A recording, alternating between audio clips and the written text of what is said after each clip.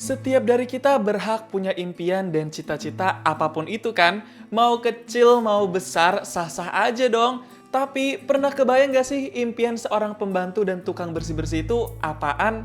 Kalau emak-emak yang kerja jadi pembantu panggilan ini sih cita-citanya pengen punya gaun merek Dior yang pasti harganya mahal banget. Tapi demi cita-citanya itu, si emak-emak pembantu panggilan rela buat nabung berbulan-bulan demi pergi langsung ke Paris buat beli gaun merek Dior.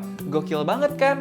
Inilah kisah tentang mimpi kecil yang mengantarkan seorang emak-emak pembantu biasa ke perjalanan luar biasa dalam film Mrs. Harris Goes to Paris.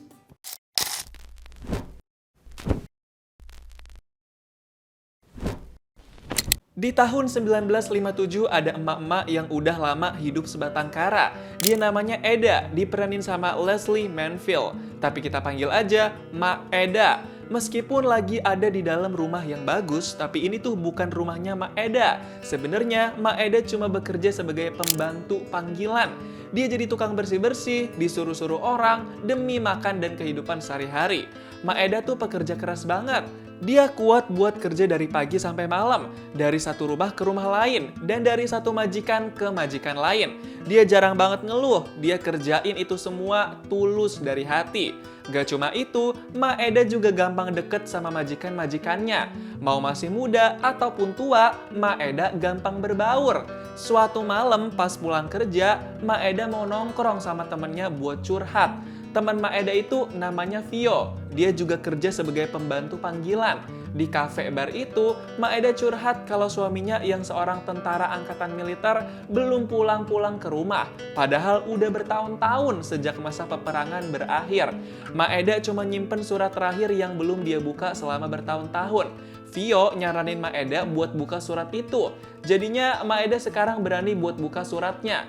Pas dibuka, ternyata surat itu berisi cincin suaminya Mak Eda dan informasi soal suami Mak Eda yang udah gugur dan meninggoy dalam peperangan di tahun 1944. Itu artinya udah 13 tahun yang lalu.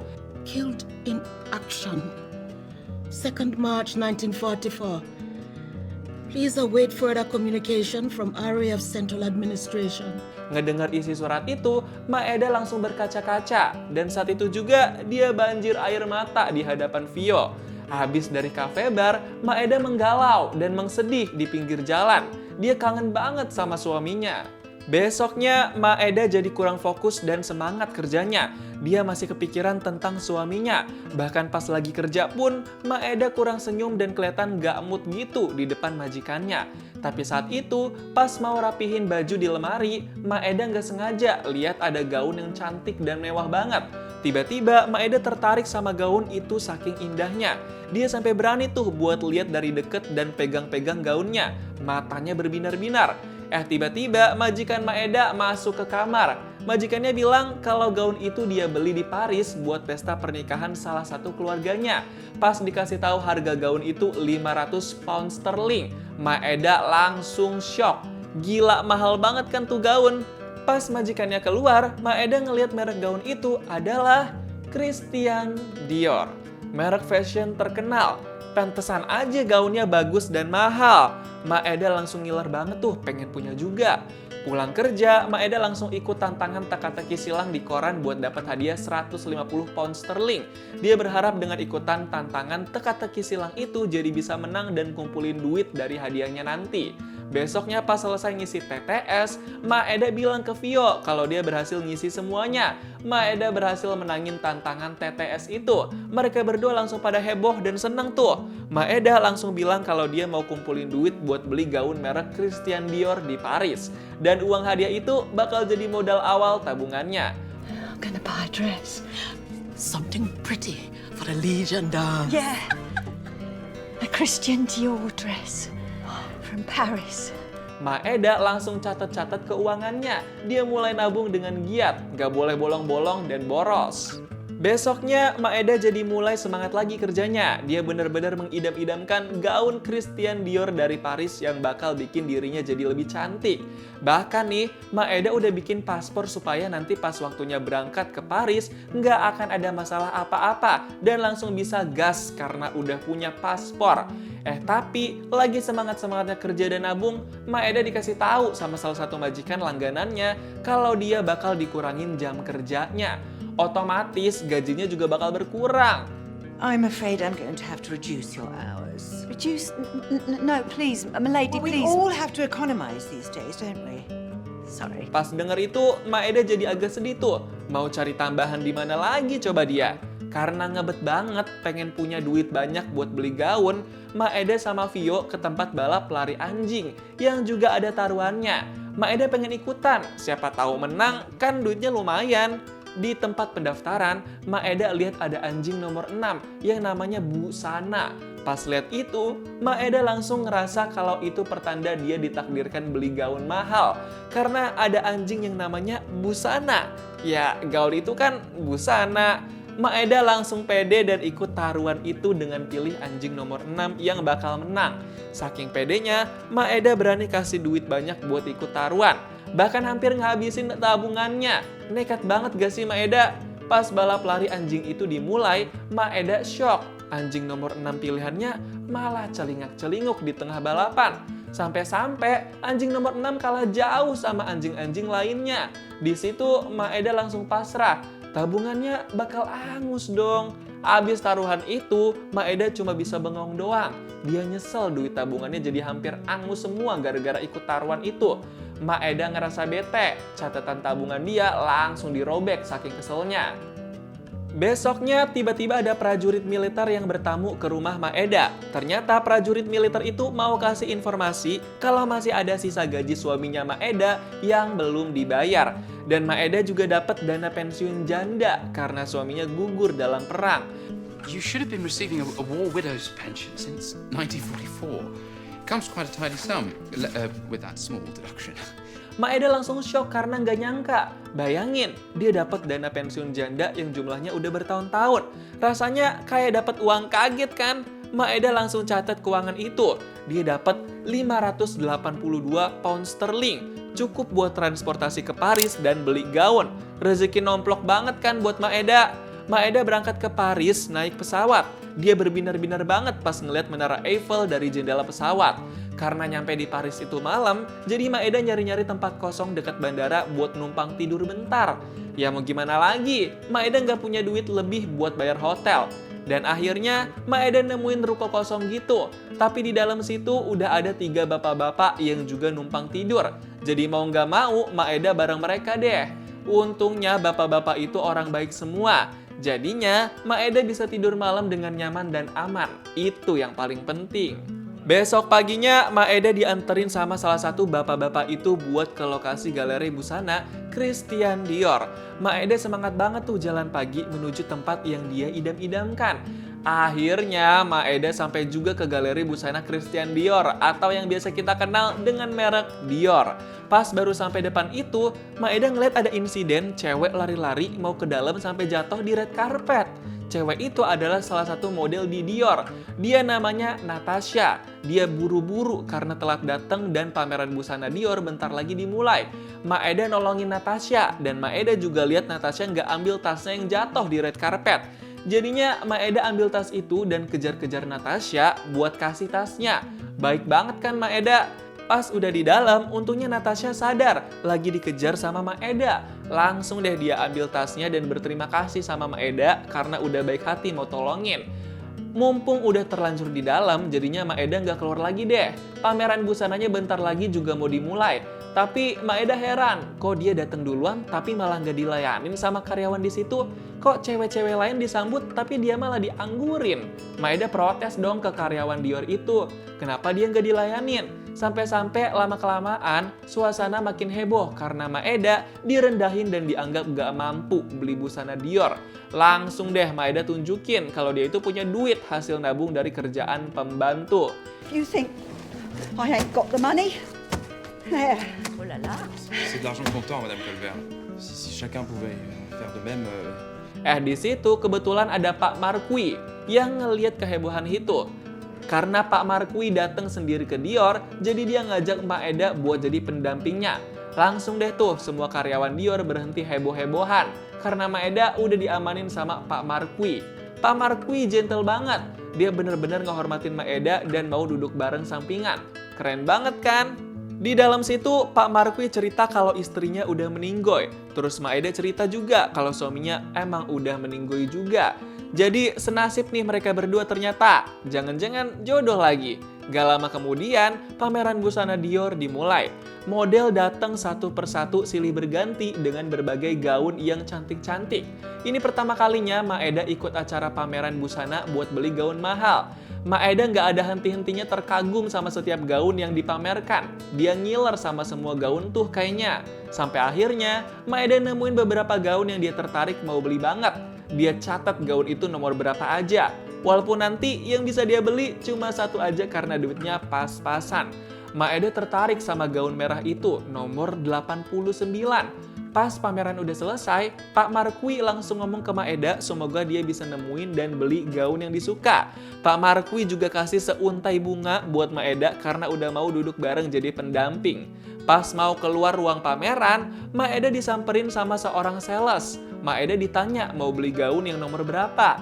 Maeda jawab dong kalau dia mau beli gaun nomor 89. Tapi sayangnya, gaun 89 itu udah dipilih duluan sama pembeli lain dan pembeli itu pengen eksklusivitas. Artinya, cuma boleh satu gaun aja yang dibuat.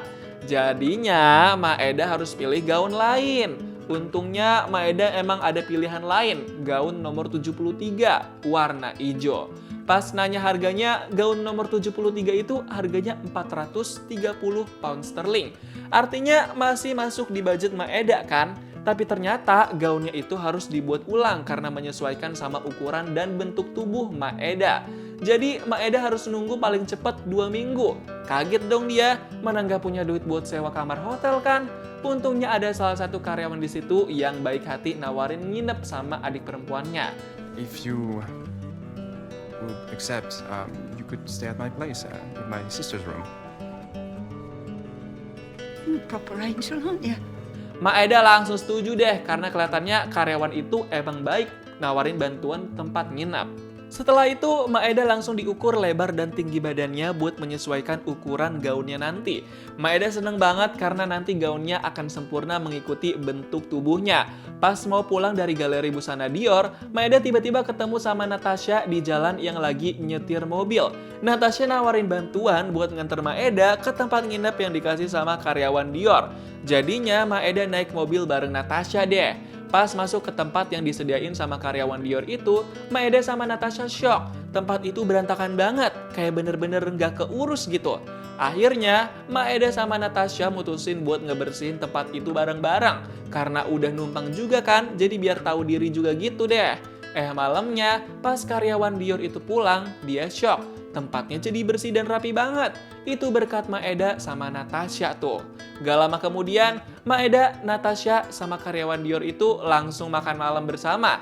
Mereka banyak ngobrol soal gaun dan fashion. Besoknya, Maeda coba ngukur-ngukur lagi pakai gaun pilihannya yang belum sepenuhnya jadi. Pengukuran gaun emang sedetail itu, butuh beberapa kali.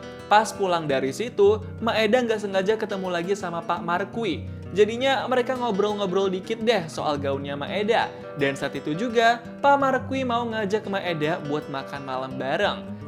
Have you any arrangements for tonight? Asik, kayaknya naksir tuh Pak Marquis sama Maeda. Malamnya Maeda beneran makan malam bareng Pak Marquis. Vibes-nya romantis banget. Mereka makan malam sambil ada pertunjukan seru gitu. Pak Marquis juga perhatian banget lagi sama Maeda. Besoknya, Maeda diajak buat ngeliat-liat proses pemotongan kain, pengukuran, dan penjahitan gaun di Dior. Maeda langsung terpesona banget, soalnya kan dia sebenarnya juga suka jahit busana dengan sangat rapi. Tiba-tiba aja nih, Maeda nyoba jahit-jahit busana Dior itu. Karena ternyata emang jahitan busana Maeda itu rapi banget. Kayak nggak kelihatan jahitannya gitu. Pembantu serba bisa emang Maeda nih. Dan gara-gara itu, Maeda jadi mau kerja di Dior. Dia pengen bisa ngejahit gaun-gaun yang mewah. Bahkan Maeda rela nggak dibayar. Dia cuma mau bisa ngejahit gaun Dior selama beberapa hari ke depan, sampai gaun yang dibelinya itu jadi dan bisa dibawa pulang.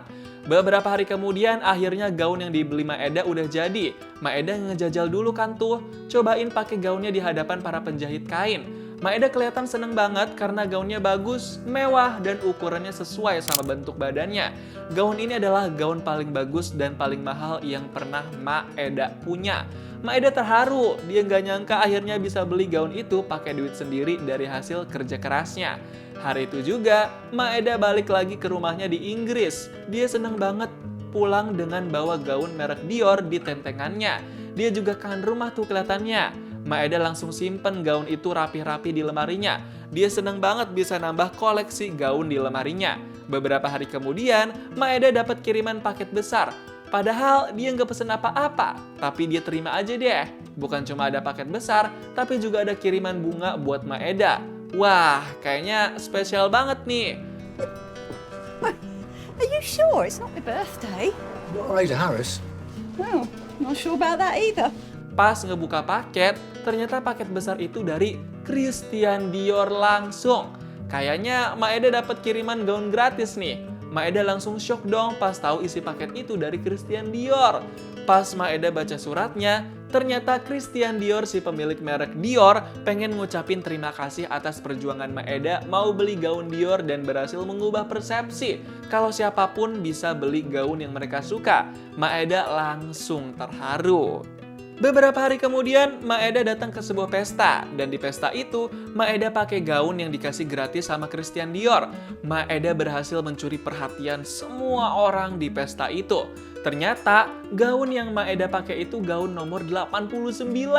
Gaun yang waktu itu dia pengen banget, tapi udah keburu dibeli pembeli lain.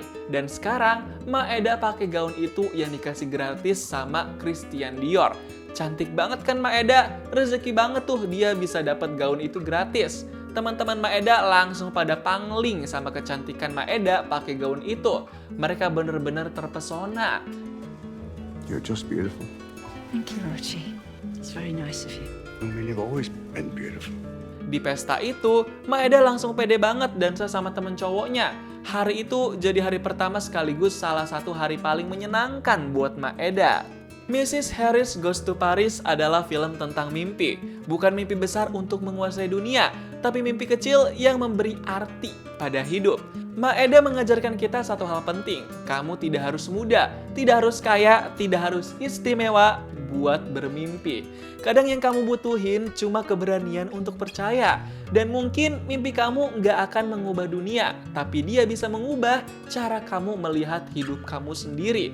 Kalau kamu punya mimpi yang selama ini kamu pendem, mungkin sekarang saatnya untuk memperjuangkannya. Gimana nih pendapat kamu tentang film Mrs. Harris Goes to Paris? Coba tulis di kolom komentar dan kasih tahu kamu mau diceritain alur film apa selanjutnya.